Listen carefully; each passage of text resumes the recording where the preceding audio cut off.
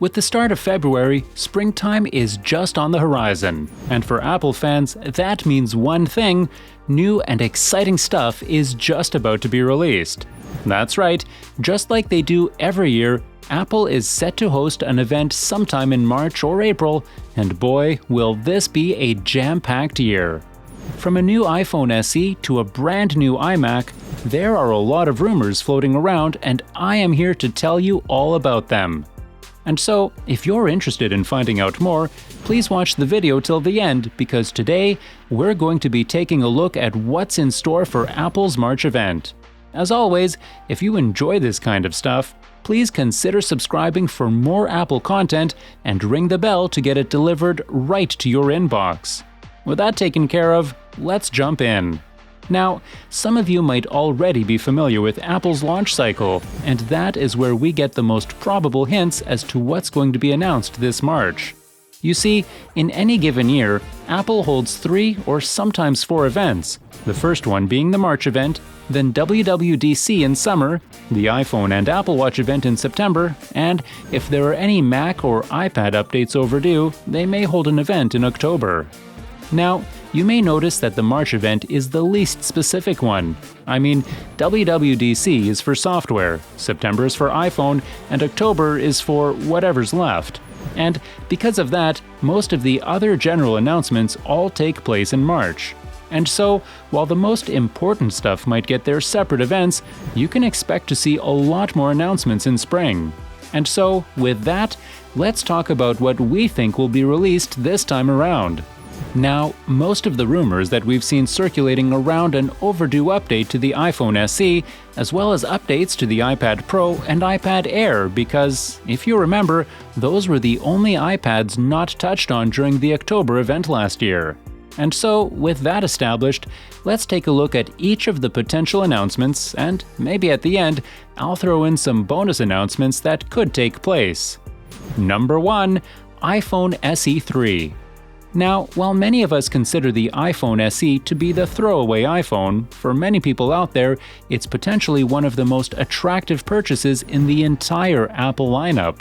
And with how well the sales have been going, it's no surprise that Apple is planning to give an upgrade to the little guy. According to Mac rumors, the new iPhone SE, which could either be called the SE3 or iPhone SE Plus, will have 2 major upgrades coming this year. First, the obvious. The iPhone SE3 will without a doubt come with the latest and greatest silicon from Apple, the A15 Bionic chip, the same that's found in the iPhone 13. Which, apart from making the phone far more powerful than it has any right to be, will also help improve the iPhone SE's battery life, which is an important upgrade for a phone with such a small battery. As for the other upgrade, it's also pretty easy to guess. The iPhone SE will finally get 5G connectivity, especially now since many phones in its price range have already made the jump to the new bandwidth. Speaking of jumps, we don't expect there to be any major design changes this year, with that being probably reserved for the one after this one.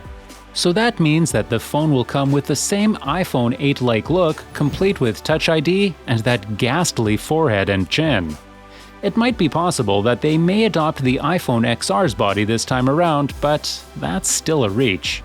As far as cameras go, there haven't been any major rumors, which means that the iPhone will probably not have any major changes in that regard. But hopefully, we'll see improved support for night mode, and maybe a better selfie camera. And if you think that's pretty mundane for a number shift, you'd be right, because, according to recent rumors, Apple will most likely call this device the iPhone SE Plus 5G, which is in line with what we've heard, the same phone with just a few under-the-hood changes. The same can be said about the price, because we don't expect it to change from the $400 it traditionally costs. Moving on, a big change will come in the form of number 2, iMac Pro. So, you'll remember that last spring we got a very overdue upgrade to the iMac with the new pastel design scheme and new chips.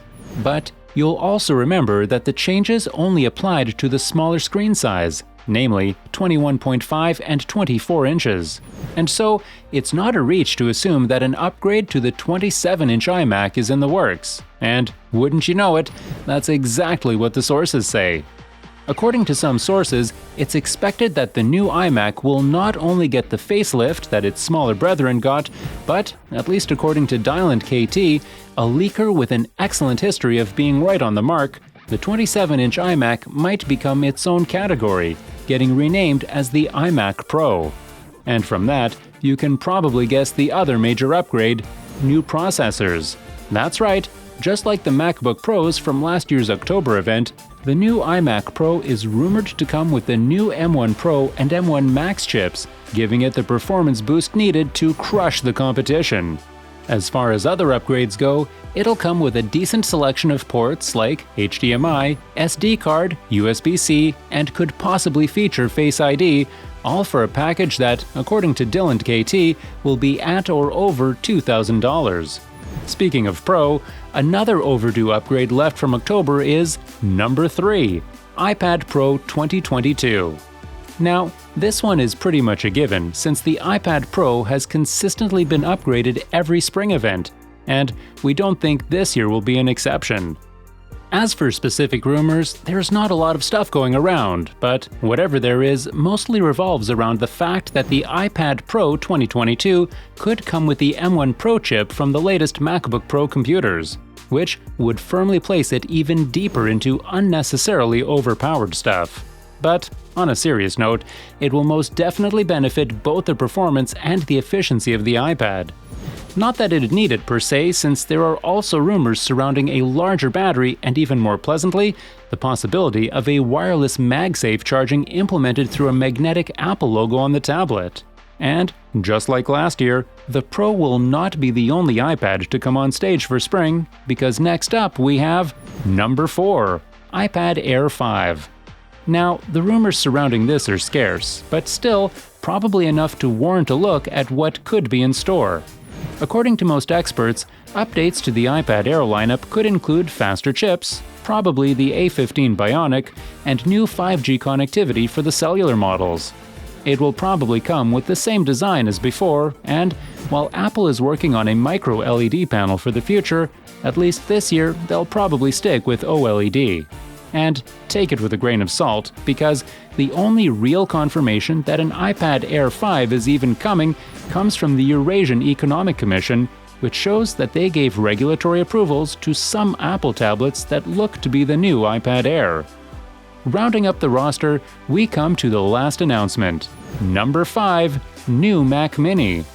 With Macs getting upgrades left and right, it's been rumored that the Mac Mini will be among the devices that will get the new M1 Max chips. And that's not all. There might be a very, very long overdue design upgrade in the works as well.